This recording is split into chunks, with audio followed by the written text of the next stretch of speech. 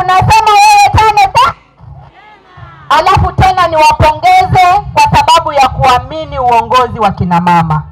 Mumechagua mama MCA kutoka hapa, mumechagua mama wetu hapa Masito, na mkaongeza mama Chani kama gavana.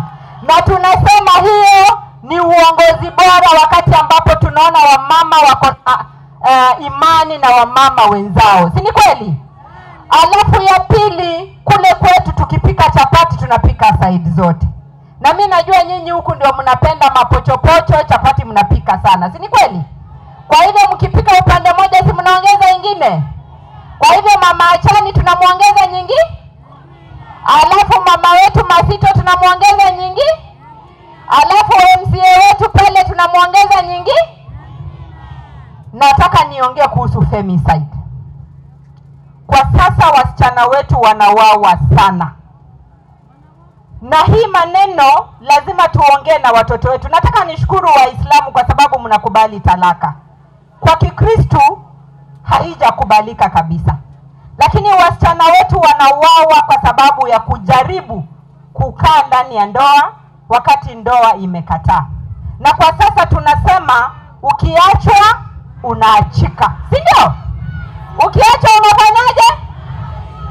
Baada ya kuachika unaenda unaoga unarudi wapi? Si ndio? Na hatutaki kusikia watu wakiongea kuhusu wasichana wetu.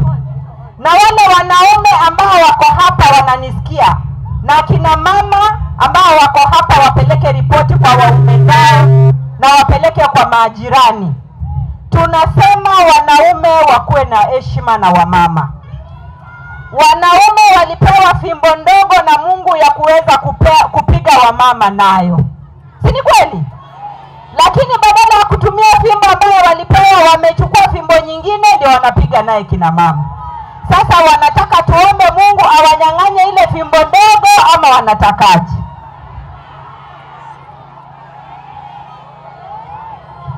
Si ni kweli? Tunasema wazee watumie fimbo yao ndogo kupiga kina nani? Kina mama. Mambo ya kupiga kina mama tunasema hapana. Hatutaki. Kama amekushinda mrudishe kwao. Na mwisho nataka niongee kuhusu serikali. Leo hii sisi ndio viongozi tumechaguliwa. Katiba yetu inasema ni miaka ngapi? Na sasa powers ziko ndani yetu. Kama kiongozi hajakupendeza utamtoa tu tena kwa kupiga kura. Hauwezi kumtoa kwa kusema must go. Si ni kweli? Hata tukiimba mara 50 na haijafika wakati wa kupiga kura hatutasaidiana. Wacha turekebishane kama kuna makosa ili tuweze kupata Kenya ambayo inatudhamini sisi wote. Hii nchi ni yetu na tungependa tuwe na heshima kwa viongozi. Na uchumi wetu haujakuwa mzuri, si Kenya peke yake. Kwa dunia nzima uchumi hauendi vizuri kwa sasa. Ni kama madhara ya COVID-19 ndio tumeanza kuivuna sasa. Uchumi umekuwa mbaya na rais amejaribu kufikisha mahali imefika. Na vile wenzangu wameongea ni kwa muda mfupi tutakuwa tumerudi kukua sawa. Naye naweza sema kwetu, unajua unga ndio ya maana sana, ugali hapa. Na wakati tuliingia serikali unga wa ugali ulikuwa juu sana. Hata unga ya chapati, hata mafuta ya mboga. Lakini kwa sasa bei imerudi chini ya vyakula. Mambo ya mbolea imerudi chini. Kwa hayo yote ni kwa sababu tumbo ndio kitu ya maana zaidi, na president wetu amezingatia kitu cha kwanza, hakikisha ya kuwa hakuna Mkenya analala njaa.